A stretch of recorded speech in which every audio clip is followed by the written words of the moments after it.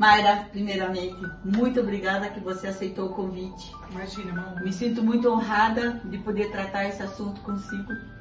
E a gente sabe, né, que filho, a palavra de Deus fala que são herança do Senhor, né? E a maternidade é uma coisa muito especial, né?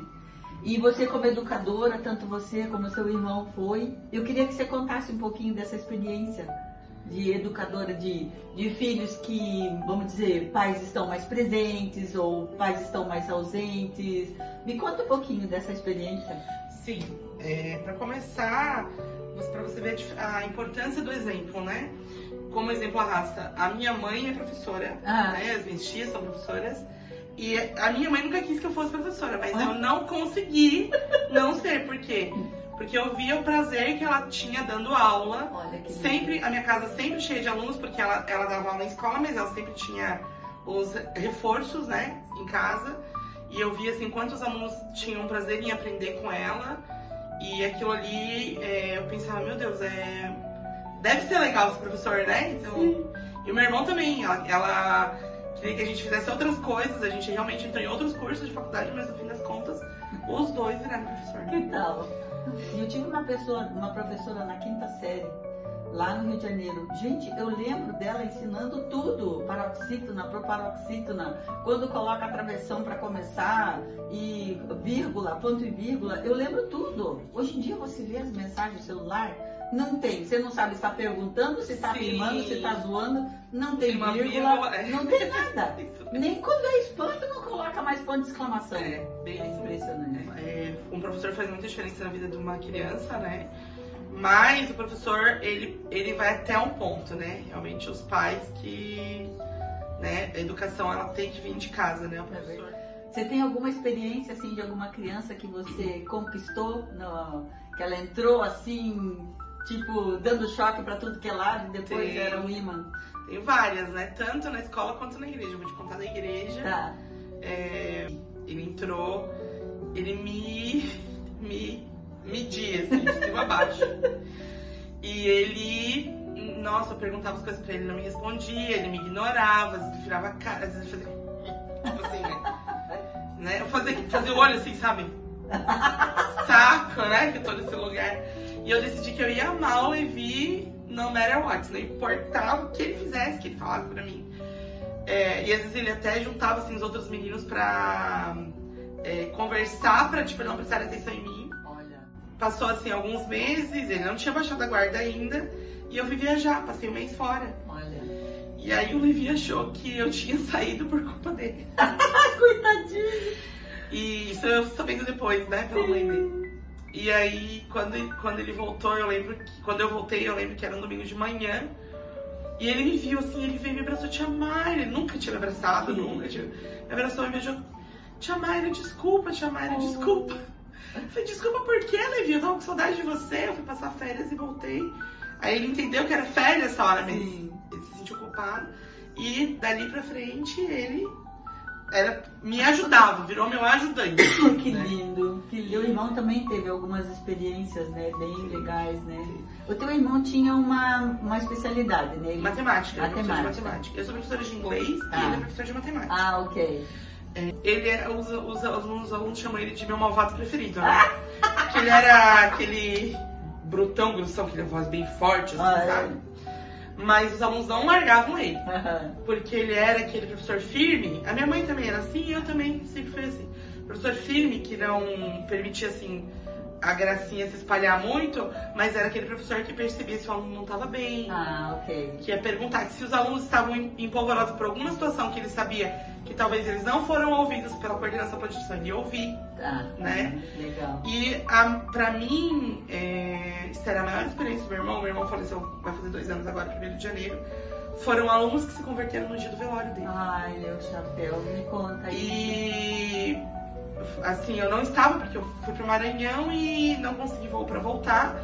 E os alunos, assim, não saíam de volta do caixão dele. Minha mãe tinha que consolar os alunos. Olha. Pra você ter uma ideia.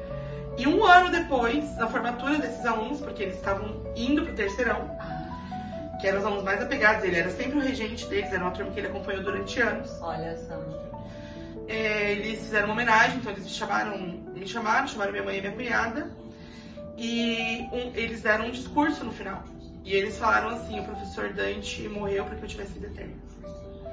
Sério, Mário? E eles estão na igreja hoje, sabe? Assim, se converteram, e eles falaram assim que ele era durão, mas a gente sempre podia contar com ele. Nossa. E ele brigava com a gente, mas porque ele sabia que a gente não podia ser medíocre. E ele brincava que a gente ia fazer a gente cantar a música do McDonald's, que a gente ia trabalhar no McDonald's se a gente não melhorasse.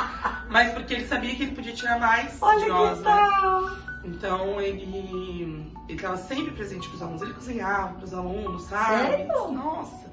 Ia com os alunos pra praia, fazia assim, experiências. Nossa, que especial! Nossa, ele era um professor assim, realmente, que você via que ele tinha ali aquele prazer de estar com seus alunos. Ele quase morreu de Covid, ele ficou 70 dias na UTI. Nossa. Quando ele voltou, não era pra ele voltar da aula. A primeira semana que ele voltou, ele falou: me leve pra escola. Ele não conseguia andar, mas ele tinha que ver os alunos dele. Olha só. Sabe? E eles receberam ele assim com paus. E quando ele voltou do Covid, ele ficou surdo, né? Então ele usava aparelho de... E era muito difícil pra dar aula. Sério, era a única aula da escola, a gente trabalhava na escola, que todo mundo escutava pio. Era aula de matemática. Olha só. Porque os alunos, eles queriam que fosse ele.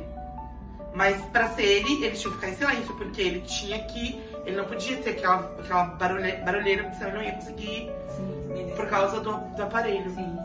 E era uma aula assim, silenciosa. Eles, os alunos, fizeram todo mundo baixou no celular aqueles teleprompter. Sim, sim. E então eles faziam perguntas pra ele pelo teleprompter. Que bacana. Pra ele não se perder com as falas, assim, sabe? Então eles respeitavam muito ele. E ele fez a diferença na vida de Fez a diferença. centenas de alunos. Outra coisa também que eu queria falar, Mayron, dá pra notar numa criança a diferença de comportamento quando ela tem pai presente ou pai ausente? Sim, inclusive a gente tem 3 situações aqui. O pai que não tem tempo, né, e que não está presente, que terceiriza. Né? O pai que tem tempo, que faz a tarefa, que tá ali, que se mata ali pra, né, pelo menos na hora do almoço, ajudar. E o pai e a mãe, às vezes, geralmente é a mãe, que está demais, que não permite que o filho tenha autonomia. Olha! Né? Então a gente tem os excessos, né? Tem excesso. Tem a falta, tem o excesso e tem o equilibrado. Tem. Né? E dá pra sentir muito a diferença num aluno que geralmente são os rebeldes sem causa, que é os que não têm a presença do pai. Sim. Né? Eu não vou falar sem causa porque eles clamam por atenção. Sim. E geralmente essas crianças, adolescentes, eles... É incrível quando você briga com eles, quando você coloca eles no lugar deles, eles te respeitam. Então, tipo assim, vê que eles realmente querem aquela atenção, né? Que eles precisam, porque de que forma que eles vão chamar atenção? Eles não conseguem, às vezes, por se destacar, então eles vão fazer bagunça, né? Aquele aluno que é inseguro porque é demais, que é excessivo. Aquela mãe que reclama porque é muita tarefa, que reclama porque o pobrezinho tem muito trabalho pra fazer, porque, né, afinal de contas, deve quebrar pedra no horário. Na minha época ainda não tem esse negócio, não. Isso, meu Deus, eu amo que minha filha tenha tarefas assim. Sim. Às vezes eu fico chateada porque a Alice faz tarefa no carro, porque quando é muito fácil. E eu nem vejo a tarefa dela. Eu sonhava que ia brincar de boneca com a minha filha, mas ela nunca gostou de brincar de boneca. Então eu mudei os meus sonhos, né, pra viver com ela os sonhos dela. Sim. E a gente percebe, assim, a semana que a gente tá mais apurado, que a gente tem um monte de coisa pra fazer, e que a gente não fica tanto com ela, e a semana que a gente tá mais de boa, mais em paz, e a gente brinca mais com ela, a diferença de comportamento dela, né, ela fica menos agitada, menos ansiosa, porque você sabe que hoje tem crianças. Ontem eu escutei uma pessoa me falar que a filha dela está com ansiedade de adulta. Nossa! Eu nem sabia que isso era possível, né? E por quê? Porque ela vê os pais correndo de um lado pro outro, fazendo milhões de coisas, tendo muitas responsabilidades, e se sente um pouco responsável por aquilo. Olha! Né? Então, as crianças têm sofrido de ansiedade hoje. Depressão, ansiedade. Doenças que antigamente a gente não via uma criança ter, né? Eu noto assim, a gente mora na praia, né? Eu gosto muito de caminhar na areia. E a gente vê assim, o pai sentado assim, mas não é só 2, 3 passos. Está lá a 15 passos de distância da criança, com o celular na mão, e a criança fazendo suas peripécias sozinha. Sim. Na água, né? Ai, gente do céu, mas por quê? Por que botou filho no mundo? Desculpa, eu fico perguntando, por que botou filho no mundo? É difícil. Senta lá, faz um buraco, né? Faz um túnel, faz não sei lá o que, mas brinca com essa criança, pelo amor de Deus. Sim, é bem difícil, assim, hoje essa falta de interação das famílias, né? O mundo ele tá muito mais rápido, né? A gente tá tendo que acompanhar. Você vê que antigamente você falava com uma pessoa por vez. Hoje, por causa do WhatsApp, você fala com 15, 20. Você até desliga porque não aguenta. Sim. E as pessoas não têm paciência, né? As crianças não têm mais paciência. Não. Porque eu já sou a geração do 3 minutos porque o micro-ondas, né? Tudo em 3 minutos. O miojo, geração miojo. Mas hoje em dia é menos que 3 minutos, porque é o touch, né? É a geração touch, que você tocou e o negócio abriu. Então, uma criança, ela não consegue ter paciência para ler um livro, por exemplo. Não tem. O livro você tem que participar junto, né? O versículo que, vamos dizer, que faz mais alusão a filhos, é o versículo que fala que herança do Senhor são os filhos, né? Sim. Ou a aljava, né, cheia de flechas, porque as flechas, vamos dizer, você usava para você se defender. Então, Sim. uma aljava cheia de filhos significava uma família com defesas, né? Sim, sim.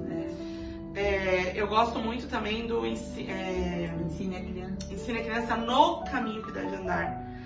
Muitos pais acham que a gente tem que ensinar o caminho, mas quando a Bíblia fala no caminho, quer dizer, você caminha e o seu filho está junto com você. Entendi. Né? Porque é o exemplo, né, Esther? É o exemplo. Não adianta falar, não faz isso e você faz. Ou então você nunca fez e quer que ele fale, vai ler a Bíblia. Ele não vê você lendo a Bíblia, como é que ele vai ler, né? Tentado assim na igreja, mostrar para os pais assim, a relevância que tem o estudo bíblico em casa. Então, a gente já tá vendo os frutos, né? Sim. Mas o pai e a mãe têm que estar ali falando, assim, mostrando a importância de guardar, de fazer, de indo junto no caminho, né? Muito legal. Então, não é só falar, não adianta só falar, você tem que estar junto e fazer.